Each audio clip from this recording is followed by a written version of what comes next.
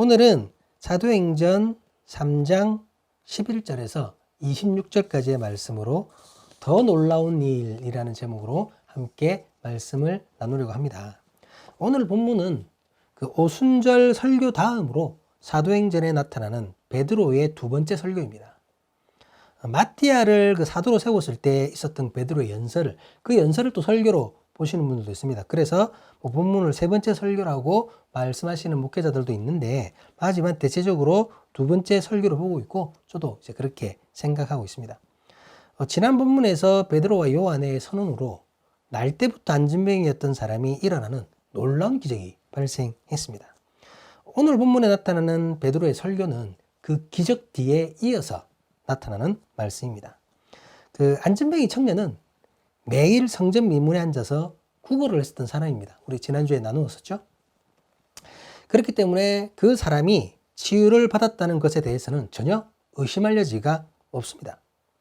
그렇다 보니 기적의 순간에 함께했던 사람들, 또 근처에 있었던 사람들, 지나가다가 누군가의 그 얘기를 들었던 사람들, 여러 사람들 있지 않겠습니까? 그 사람들이, 주위에 많은 사람들이 놀라서 기적의 현장으로 모여들게 됐던 거죠. 놀란 겁니다. 40년 동안 분명히 저 사람은 안진뱅이가 맞는데 그 사람이 일어난 거예요. 그러니까 그 얘기를 들은 사람, 직접 본 사람 다 모여드는 겁니다. 거기다가 안진뱅이였던 그 사람이 자신을 일으킨 베드로와 요한을 붙잡고 놔주질 않습니다. 우리 본문 11절 말씀을 같이 한번 보시도록 하겠습니다. 제가 읽겠습니다.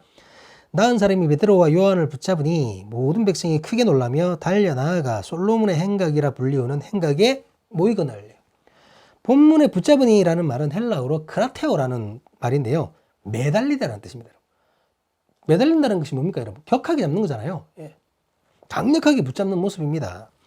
이는 너무 고마워서 감사의 마음을 전하려고 매달리는 것일 수도 있지만, 저는 개인적으로 아마도 베드로와 요한과 함께 하고 싶어서, 그래서 매달린 것이 아닌가 하는 생각을 해봅니다. 자신을 불쌍히 여겨 이렇게 세운 놀라운 능력자들이잖아요. 그들과 함께 있으면 뭔가 될 것 같지 않겠습니까? 그러니 그 사람에게 매달리고 싶었던 것이죠. 당연히 그와 함께 있고 싶었던 것입니다. 어쨌든 그 사람이 베드로와 요한을 붙잡았고 솔로몬의 행각에까지 이르게 되었는데, 그곳으로 기적을 놀러와 있던 많은 사람들이 모이게 되었던 것이죠. 베드로와 요한의 입장에서는 아주 자연스럽게 복음을 전할 수 있는 자리가 마련된 것입니다.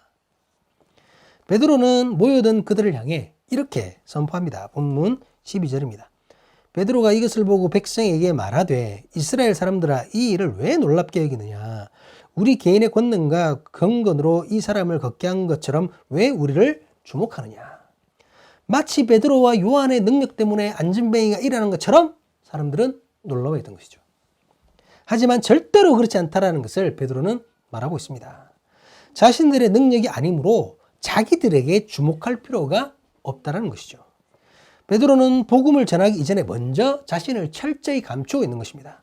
그리고 복음의 주체가 누구인지를 분명하게 나타내려 합니다. 이 날 때부터 40여 년 동안 안진뱅이로 살았던 이 사람이, 그 사람이 일어나서 걷는 것은 놀라울 수밖에 없는 기적이죠. 그렇지 않습니까? 엄청난 일입니다. 이 놀라운 일 때문에 사람들이 모인 것이죠. 그런데 베드로는 이 놀라운 일보다 더 놀라운 일을 전하려고 합니다. 그것은 바로 예수 그리스도의 복음입니다.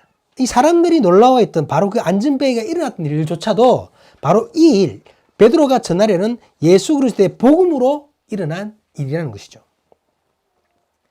베드로는 사람들의 놀라워하는 기적의 의미를 이렇게 설명을 합니다. 본문 13절에서 15절 상반절까지 말씀입니다. 아브라함과 이삭과 야곱의 하나님, 곧 우리 조상의 하나님이 그의 종 예수를 영화롭게 하셨느니라. 너희가 그를 넘겨주고 빌라도가 놓아주기로 결의한 것을 너희가 그 앞에서 거부하였으니 너희가 거룩하고 의로운 일을 거부하고 도리어 살인한 사람을 놓아주기를 구하여 생명의 주를 죽였도다. 베드로는 안진뱅이가 일어나는 놀라운 일이 이스라엘 하나님, 즉 아브라함과 이삭, 야곱의 하나님에 의한 것임을 먼저 분명하게 밝힙니다. 그러면서 하나님께서 이 기적을 일으키신 이유가 바로 예수 그리스도를 영화롭게 하기 위함이라고 전합니다. 기적의 이유가 예수 그리스도인 것입니다.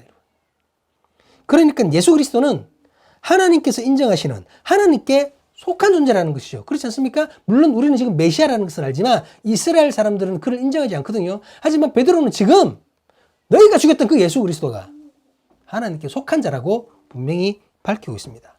그러한 존재인 예수를 이스라엘이 어떻게 했다는 겁니까, 여러분?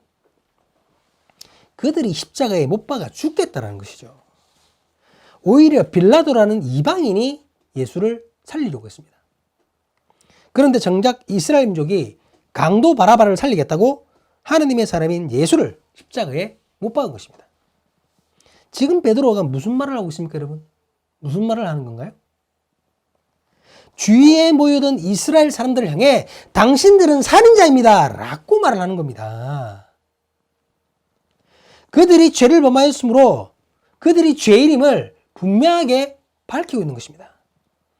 이것은 아주 중요한 메시지입니다. 복음이 선포될 때 가장 먼저 선포되고 인정되어져야 되는 것이 바로 이 부분입니다. 누군가에게 복음을 전할 때, 사람에게 복음을 전할 때 최종적으로 우리가 원하는 목표가 뭡니까, 여러분? 그 사람이 회개하고 하나님께 돌아오는 거잖아요. 물론 하나님께 영광이지만 그 사람의 입장으로 봐서는 그가 그 복음을 받아들이고 돌아오는 것 아닙니까? 그게 목표입니다. 목적입니다. 그런데 회개함으로 하나님께 돌아오려면 자신이 죄인임을 가장 먼저 인정해야 한다는 것이죠. 죄인임을 알아야 뉘우칠 것 아닙니까? 자신이 죄인임을 전혀 인정하지 않는데 무슨 뉘우침이 있고 어떻게 회개를 한단 말입니까? 그렇기 때문에 베드로는 선민이라면서 목이 곧은 이 이스라엘을 향해 그들이 죄인임을 분명하게 선언하고 있는 것입니다. 베드로는 이스라엘의 죄를 지적하는 것으로 끝나지 않았습니다. 죄인임을 지적한 뒤에 그들의 죄가 씻음을 받을 수 있는 그 근거를 또한 제시합니다. 그것은 바로 그들이 죽였던 예수 그리스도의 부활입니다. 본문 15절 하반절입니다. 그러나 하나님이 죽은 자 가운데서 그를 살리셨으니 우리가 이 일의 증인이라. 이스라엘이 죽였던 그리스도께서 다시 살아나셨습니다. 살아계신 하나님께서 죽임당하신 예수 그리스도를 다시 살아나시게 하셨던 것입니다. 그리고 이스라엘 사람들이 너무나 놀라워했던 기적, 그 기적의 통로가 되었던 자신들, 즉 베드로와 요한이 그리스도께서 다시 사신 것의 증인이라는 사실을 분명하게 밝히고 있습니다. 자기들한테 주목하지 말고 우리가 지금 증거하고 있는 예수 그리스도를 주목해라는 얘기죠. 그러면서 다시 한번 안진뱅이가 일어나 걷는 그 이적을 보이신 이유가 하나님께서 부활하신 예수 그리스도를 영화롭게 하시기 위함이라는 것을 또 한 번 전하고 있습니다. 본문 16절 말씀입니다. 그 이름을 믿음으로 그 이름이 너희가 보고 아는 이 사람을 성하게 하였나니 예수로 말미암아 난 믿음이 너희 모든 사람 앞에서 이같이 완전히 낫게 하였느니라. 예수 그리스도를 향한 믿음, 예수께서 하나님이 보내신 그리스도임을 믿는 믿음, 그가 인간의 모든 죄를 지고 죽으셨다는 믿음, 죽으셨던 주님이 다시 살아나셨다는 그 믿음, 그 믿음으로 인해 40여 년 동안 안진뱅이로 구걸만 했던 사람이 다시 일어나 걷게 되었다는 것입니다. 만약 예수 그리스도께서 죽은 것으로 끝나버렸다면 이스라엘은 죄를 씻을 방법이 없습니다, 여러분. 그렇지 않나요? 그런데 그들이 죽였던 예수가 부활하셨기 때문에 용서받을 기회가 생긴 것입니다. 이렇게 모여있는 사람들을 향해 예수를 죽였다고 직접적인 질책을 했던 그 베드로의 어조가 이제 조금 바뀌게 됩니다. 본문 17절입니다. 형제들아 너희가 알지 못하여서 그러하였으므로 너희 관리들도 그러한 줄 아노라. 무슨 말입니까? 이스라엘이 모르고 죄를 저질렀다는 거죠. 예수님께서 그리스도인 줄을 모르고 그가 하나님께서 보내신 메시아인 줄 모르고 그렇게 잘 몰라서 실수했다는 말이죠. 몰라서 저지른 잘못이기 때문에 지금이라도 뉘우친다면, 용서를 구한다면 충분히 회복될 수 있다는 말입니다. 여러분, 몰라서 죄를 저질렀기 때문에 죄가 아니다라는 말이 아니죠. 실수한 거다. 그러니 이해할 테니 지금이라도 돌아오라라는 말이죠. 그래서 베드로는 이렇게 전합니다. 본문 18절, 19절 말씀입니다. 그러나 하나님이 모든 선지자의 입을 통하여 자기의 그리스도께서 고난받으실 일을 미리 알게 하신 것을 이와 같이 이루셨느니라. 그러므로 너희가 회개하고 돌이켜 너희 죄 없이 함을 받으라. 이같이 하면 새롭게 되는 날이 주 앞으로부터 이를 것이요. 예수님의 고난은 이미 하나님께서 선지자들의 입을 통해 예고하셨다는 것입니다. 예수 그리스도의 고난과 죽음은 하나님의 말씀이 이루어진 것입니다. 그러니 범죄한 상태에서 그대로 머물러 있지 말고 회개하고 돌아오라고 말하는 것입니다. 뉘우침으로 용서받고 새롭게 태어나라는 것이죠. 앞서도 밝혔듯이 복음 전하는 최종 목적은 죄인이 회개하고 주께로 돌아오는 것, 바로 이것입니다. 지금 베드로는 예수 그리스도의 복음을 가장 모범적으로 전파하고 있는 것입니다. 이제 베드로는 다가올 미래에 대해서도 선포합니다. 본문 20절, 21절 말씀입니다. 또 주께서 너희를 위하여 예정하신 그리스도 곧 예수를 보내시리니 하나님이 영원 전부터 거룩한 선지자들의 입을 통하여 말씀하신 바 만물을 회복하실 때까지는 하늘이 마땅히 그를 받아두리라. 다시 오실 예수 그리스도를 전합니다. 부활하시고 승천하시어 하나님 우편에 앉아 계신 예수 그리스도께서 만물을 회복하실 때 하늘에 오르신 그 모습 그대로 다시 이 땅에 내려오실 것을 선포하는 것입니다. 앞서 전했던 것처럼 예수 그리스도께서 죽은 것으로 끝나버렸다면 회개도 용서도 이루어질 수가 없습니다. 마찬가지로 예수께서 승천하시고 끝나버렸다면 어떻게 되겠습니까? 주께서 다시 오시지 않는다면 예수님은 나와 무슨 상관이 있습니까? 우리는 어디에 소망을 두고 살아야 하는 것입니까? 예수님의 부활이 진리인 것처럼 예수님의 재림은 반드시 이루어져야 합니다. 그것이 지금 우리가 천국에 소망을 두고 오직 주님만을 바라보고 살아가는 이유와 목적이 되는 것입니다. 베드로는 이 모든 것이 갑자기 이루어진 것이 아님을 분명하게 선언합니다. 예수 그리스도의 복음은 구약에서부터 준비된 것입니다. 본문 22절에서 24절까지 말씀입니다. 모세가 말하되 주 하나님이 너희를 위하여 너희 형제 가운데서 나 같은 선지자 하나를 세울 것이니 너희가 무엇이든지 그의 모든 말을 들을 것이라. 누구든지 그 선지자의 말을 듣지 아니하는 자는 백성 중에서 멸망받으리라 하였고 또한 사무엘 때부터 이어 말한 모든 선지자도 이때를 가리켜 말하였느니라. 모세는 물론 사무엘에 이르는 모든 선지자들이 가리켰던 때가 바로 이때, 즉 예수 그리스도의 때라는 것입니다. 그러니까 베드로는 모세와 사무엘 및 그 이후의 모든 선지자들이 바로 예수 그리스도를 증거하고 있음을 강조하는 것입니다. 그러니까 구약 전체가 오실 예수 그리스도를 얘기했다는 겁니다. 그리고 이스라엘은 이런 예수 그리스도를 증거했던 그 선지자들의 후손이 되는 것이죠. 본문 25절입니다. 너희는 선지자들의 자손이요 또 하나님이 너희 조상과 더불어 세우신 언약의 자손이라. 아브라함에게 이르시기를 땅 위의 모든 족속이 너의 씨로 말미암아 복을 받으리라 하셨으니. 그들이 선지자의 후손이기 때문에 예수를 증거한 조상들과 마찬가지로 이스라엘은 그 일, 즉 예수를 증거하는 일을 위해서 택함받은 민족이 되는 것입니다.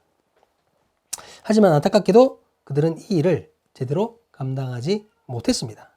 오히려 예수 그리스도를 십자가에 못 박고 그를 죽이는 것에 앞장을 섰었죠. 베드로는 그런 이스라엘 향해 마지막으로 이렇게 선포합니다. 본문 26절입니다.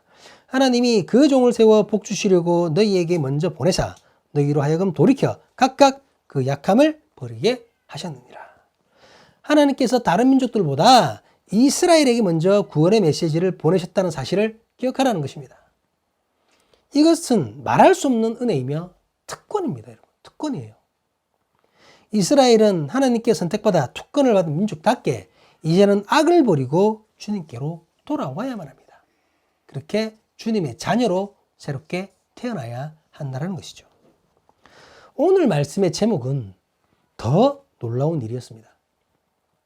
본문에서 나타난 그 놀라운 일은 40여 년 동안 안진뱅이로 살던 사람이 예수 그리스도의 이름으로 일어나게 되는 것이었죠. 엄청난 일입니다. 이보다 더 놀라운 일이 당시에 있을 수 있을까요?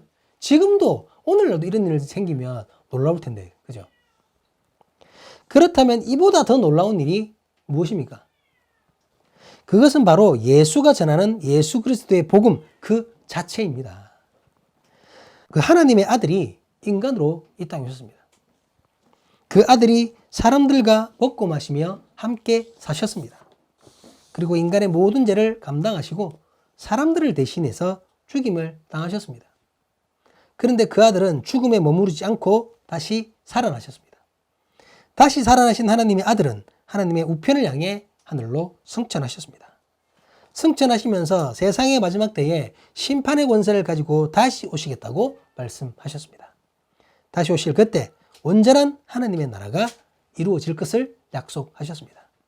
그리고 주님의 복음 앞에 믿음으로 나아간 우리를 하나님의 자녀로 삼아주셨습니다. 여러분, 이보다 더 놀라운 일이 있을 수 있습니까?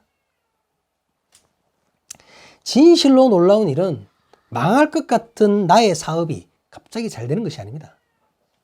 성적이 좋지 못했던 우리 아이의 등수가 마구마구 오르는 것이 아닙니다. 길이 막혀서 기도했더니 다른 차선은 다 막히는데 내가 가는 차선만 뻥 뚫리는 것? 여러분, 그런 거 아닙니다. 참으로 더 놀라운 일은 내가 잘 되거나 못 되거나, 내가 성공을 했거나 실패했거나, 내가 1등을 했거나 꼴등을 했거나, 어떤 상황에서도 주님을 향한 믿음을 지킬 때 내가 어떤 모습을 하고 있다고 하더라도 그 모습 그대로 천하보다 소중하게 여기시는 하나님의 사랑이야말로 더 놀랍고 기이한 일입니다.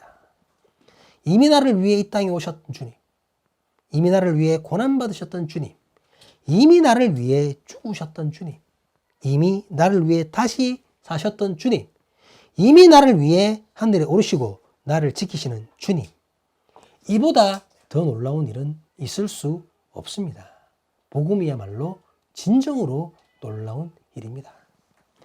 오늘도 이처럼 더 놀라우신 주님을 기억하며 찬양과 영광을 먼저 돌리는 우리가 될 수 있기를 주님의 이름으로 간절히 기도합니다.